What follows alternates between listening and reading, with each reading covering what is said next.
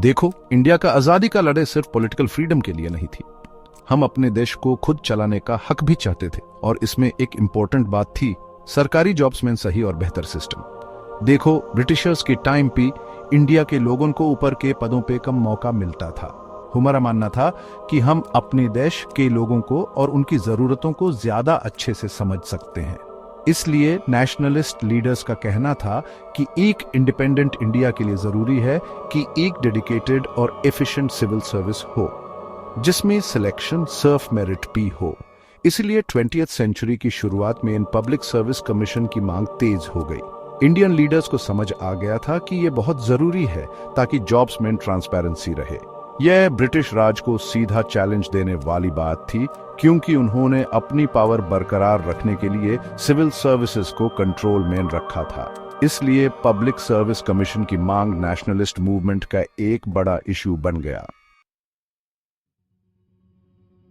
जब Indianisation of services की मांग बढ़ने लगी तो ब्रिटिश गवर्नमेंट ने 1926 में एक बड़ा लेकिन सोच अंडरस्टैंड कर कदम उठाया।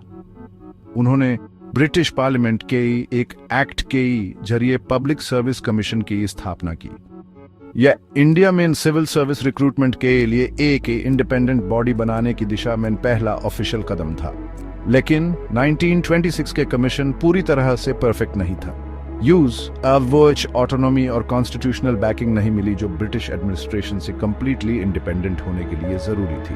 1926 कमीशन की स्थापना एक इंपॉर्टेंट इवेंट था। इसने यह एक्सेप्ट किया कि इंडिया के लोग अपने देश के गवर्नेंस में ज्यादा से ज्यादा भागीदारी चाहते हैं। लेकिन यह नेशनलिस्ट मूवमेंट की उम्मीदों पर पूरी तरह से खरा नहीं उतर पाया। कमीशन के लिमिटेड पावर्स का मतलब था कि ब्रिटिशर्स के स्टिल भी ही सिविल सर्वेंट्स के सिलेक्शन और अपॉइंटमेंट पर काफी कंट्रोल था।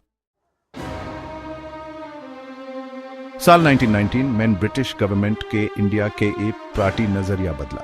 मोंटागू चेल्मस्फोर्ड रिफॉर्म्स, जिनका नेम तत्कालीन secretary of state for India Edwin Montagu और वाइसरॉय ऑफ इंडिया लॉर्ड चेल्मस्फोर्ड के नेम पर रखा गया था, ने इंडिया को ज्यादा सेल्फ गवर्नेंस देने की जरूरत को स्वीकार किया। इन रिफॉर्म्स का उद्देश्य था कि धीरे धीरे इंडिया के एडमिनिस्ट्रेशन में इंडियन लोगों की भागीदारी बढ़ाई जाए।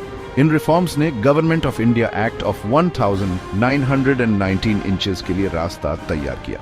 इस एक्ट ने प्रोविंसेस में डायरकी का सिस्टम इंट्रोड्यूस किया जो कि गवर्नमेंट का एक डुअल फॉर्म था। इसमें कुछ जिम्मेदारियां ब्रिटिश एडमिनिस्ट्रेशन से लेकर इलेक्टेड इंडियन रिप्रेजेंटेटिव्स को दी गई। हालांकि ये रिफॉर्म्स एक अच्छी दिशा में उठाया गया एक कदम था, लेकिन ये इंडिया को पूरी तरह से ऑटोनोमस बनाने में कामयाब नहीं हो पाया। नेशनलिस्ट लीडर्स अपने मामलों पर ज्यादा कंट्रोल चाहते थे, जिसमें सिविल सर्विस रिक्रूटमेंट जैसे महत्वपूर्ण पहलू भी शामिल थे।